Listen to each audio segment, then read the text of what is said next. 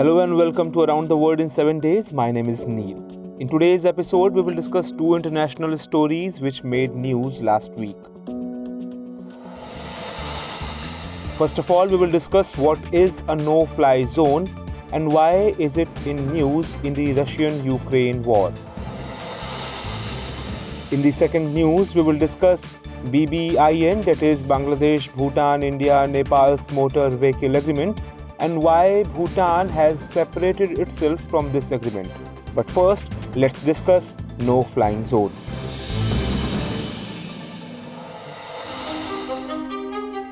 After Russia's invasion of Ukraine during the last month, no-fly zone has widely been discussed. Ukrainian President Zelensky has been demanding to enforce a no-fly zone over Ukraine since Russia invaded it.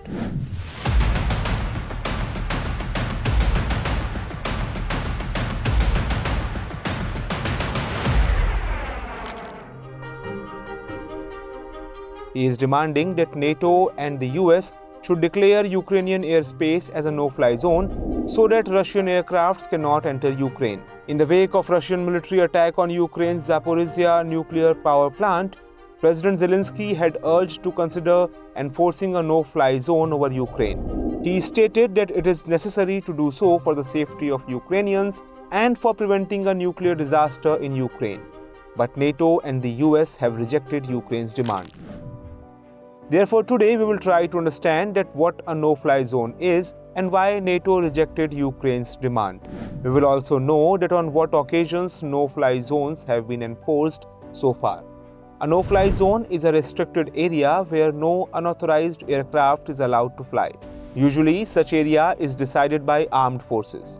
Such zones are created in times of war or crisis. In addition, no-fly zones are used for protecting sensitive areas such as royal residences, sports venues, etc. However, no-fly zones are usually enforced only on a temporary basis. In military context, a no-fly zone means that no aircraft can enter the restricted area so that an attack or espionage can be prevented. If another aircraft enters a no-fly zone, then it can be forcibly lowered or shot down. Declaring a no-fly zone as per Zelensky's demand would mean that if NATO forces find any Russian aircraft in Ukrainian airspace, then they would have to directly target and destroy the Russian aircraft if the need to do so arises. But the NATO has rejected Ukraine's demand. We will discuss the reasons due to which NATO has rejected Ukraine's demand in later part of this story. First of all, we will inform you that how many times and when no-fly zones have been declared across the world.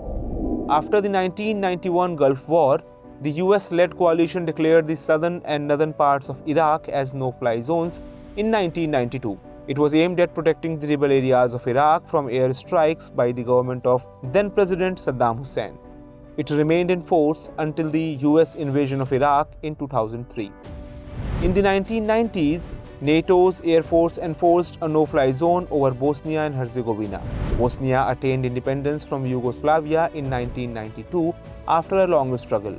A no-fly zone was then enforced between 1993 and 1995 for protecting Bosnia from airstrikes of Bosnian Serb forces. The United Nations Security Council passed a resolution in 1993 asking its member states to take all necessary steps for safeguarding Bosnia's airspace. And for the third time, no-fly zone was enforced over Libya in 2011 when an insurgency broke out against Muammar Gaddafi, who was ruling the country for a very long time, and the UN Security Council passed a resolution calling for a ban on flights into Libya. NATO then enforced a no-fly zone over Libya amid fears of mass atrocities by the Libyan government. NATO's intervention greatly helped the Libyan rebels, and as its result, Gaddafi was ousted from power. That's all about the history of no-fly zones. Now we will try to understand the reasons due to which NATO or the US refused to enforce a no-fly zone over Ukraine. In the wake of circumstances prevalent in Ukraine at present, enforcing a no-fly zone over Ukraine would lead to a direct conflict with Russia. If NATO declares a no-fly zone over Ukraine, then it will have to fly its fighter jets over Ukraine for surveillance. During the surveillance, NATO will face Russian aircraft and helicopters directly. On the other hand, Russian President Putin has already warned that if any third country gets involved in the ongoing war, then it will be considered as a direct participation in the conflict, and Russia will also declare war against such countries. For this reason, all NATO leaders, including the Biden administration, are categorically refusing to declare a no-fly zone over Ukraine. Now the question remains that whether America and NATO countries are scared of Russia. As per NATO's Secretary General Jens Stoltenberg, if a no-fly zone is enforced over Ukraine, then it will lead to a direct conflict between NATO countries and Russia. If NATO targets Russian aircrafts and arms, then it will make ongoing war even worse.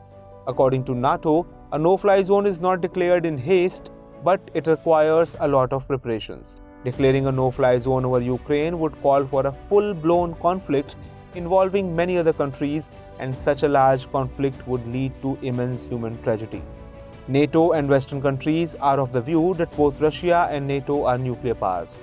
If the two powers get involved in a direct conflict, then the risk of nuclear attack may also increase, and they do not want to create such a situation. For these reasons, Western countries are imposing numerous economic sanctions on Russia, but they are refraining from enforcing a no-fly zone over Ukraine. In addition, another question remains that why Ukrainian president is urging NATO or the US to enforce a no-fly zone over Ukraine. Enforcing a no-fly zone over any country of the world is violation of the national sovereignty principle of that country. Enforcing a no-fly zone over a country would not be a violation of sovereignty when the country's government has formally consented to do so. For example, at present Zelensky desires that a no-fly zone should be enforced over Ukraine. Therefore, enforcing a no-fly zone over Ukraine will not be considered a violation of its sovereignty. When NATO imposed a no-fly zone over Libya in 2011, it was a violation of Libyan sovereignty as it was done without the Libyan government's consent. It suggests that enforcing a no-fly zone over any country is possible only when a superpower does so. Superpowers like America and NATO were involved in enforcing no-fly zones over Iraq, Bosnia, and Libya. In short, when a no-fly zone is to be enforced over any country, then it can be done only by a superpower or a group of countries, including one or more superpowers. However, NATO has rejected Ukraine's demand, and it remains to be seen whether Ukraine will be able to find ways of avoiding Russian airstrikes.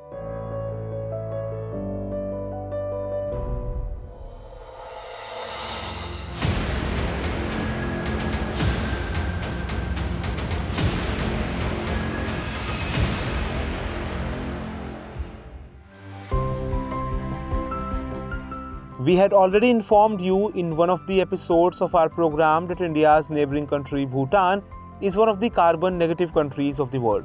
It means that Bhutan's environment is quite clean. This speciality of Bhutan is now hindering the implementation of a sub-regional group agreement. Bangladesh, Bhutan, India and Nepal jointly formed a sub-regional group. It is a kind of motor vehicles agreement under which free transport of goods and movement of passengers was agreed upon. But Bhutan pulled out from this agreement. It implies that Bhutan does not want to join this agreement. Last week, the representatives of the countries involved in this agreement met in person for the first time since February 2020. However, Bhutan has not given its consent to the Memorandum of Understanding signed during this meeting. We will try to understand the whole matter in detail, but first of all, let us understand that what is the Motor Vehicles Agreement. The Motor Vehicles Agreement was signed upon in South Asian Association for Regional Cooperation, that is SAARC summit held in Nepal in 2014. But when Pakistan refused to join this agreement, then the matter hanged in the balance. Later, the transport ministers of Bangladesh, Bhutan, India and Nepal met in Thimphu, the capital of Bhutan, in June 2015. In this meeting, all the countries signed the Motor Vehicles Agreement. It is also called the BBIN Motor Vehicles Agreement in short. Under this agreement, the regulation of the travel of people, the traffic of private goods and transport vehicles was to be implemented. The agreement was aimed at making road transport in the sub-region safe, economical and environmental friendly. In other words, the four countries would allow trucks and other commercial vehicles to ply on each other's highways freely. It means that all the four countries desire to make their access to each other easier. Now we will try to understand that how access to all the 4 countries will become easy after the agreement's successful implementation. Suppose a truck has to travel from Kolkata to Agartala. In such a situation, if the truck travels from Indian states, then it will have to cover a distance of 1550 kilometers to reach Agartala. But if the truck travels to Agartala via Dhaka, that is Bangladesh, then it will have to travel 640 kilometers only. Another important point is that agreement's main objective is to connect the northeastern region of India with Nepal, Bhutan and Bangladesh. It is also being expected that Myanmar and Thailand can play the role of observers in this agreement in future. It means that the northeastern region of India can act as a bridge between South and Southeast Asia. It is being believed that after the agreement's implementation, the 4 countries will be able to start an institutional mechanism towards establishing regional coordination. These countries will benefit from bilateral movement of passengers and goods, and it will lead to region's overall economic development. Citizens of these countries will also benefit from this project. With the project's successful implementation, the mutual trade of these countries is expected to increase by 60% and global trade is expected to increase by 30%. Now, the question remains that why Bhutan is not joining this agreement. Tourism is the most important economic sector in Bhutan. A major part of Bhutan's income comes from tourism. On the other hand, Bhutan is also serious about tourism not affecting its environmental and cultural values. Therefore, Bhutan has implemented a high-value, low-volume tourism policy to achieve control over pollution in the country. In such a situation, Government of Bhutan is of the view that if vehicles from the other 3 countries will enter in Bhutan without any restriction, then it will pollute the country's environment. In short, Bhutan's objections to this agreement are regarding its sustainability and environmental concerns. Bhutan is well aware of the air pollution situation in India. Therefore, intellectuals and citizens of Bhutan are opposing the entry of thousands of vehicles from the other 3 countries into Bhutan. Bhutan realized that the huge influx of vehicles would pollute the environment and jeopardize its tourism policy.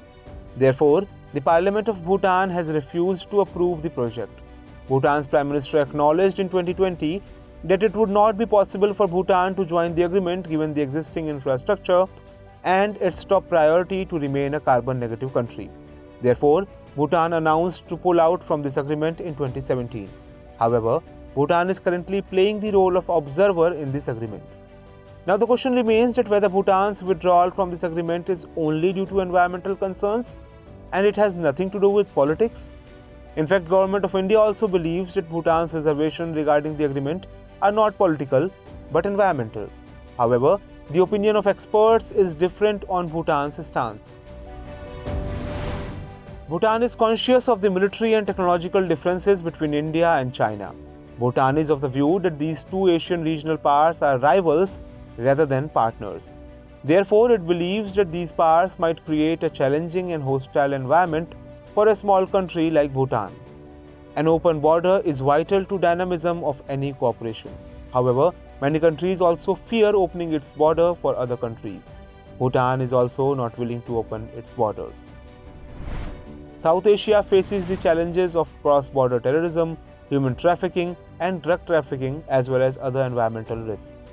But there is no doubt that illegal activities can spread rapidly across the border through modern technologies also.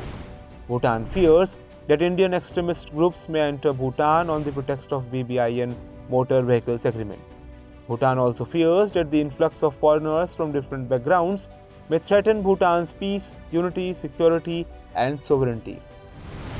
Therefore, Bhutan has pulled out of this agreement. However, Government of India expects that Bhutan will reconsider its concerns and it will join the agreement sooner or later. Now, let us have a look at the questions based on today's bulletin. 1. What is a no-fly zone? Describe the reasons behind NATO's refusal to enforce a no-fly zone over Ukraine. 2.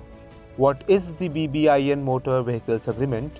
Why Bhutan is not willing to join this agreement? That was all for this episode of Around the World in 7 Days.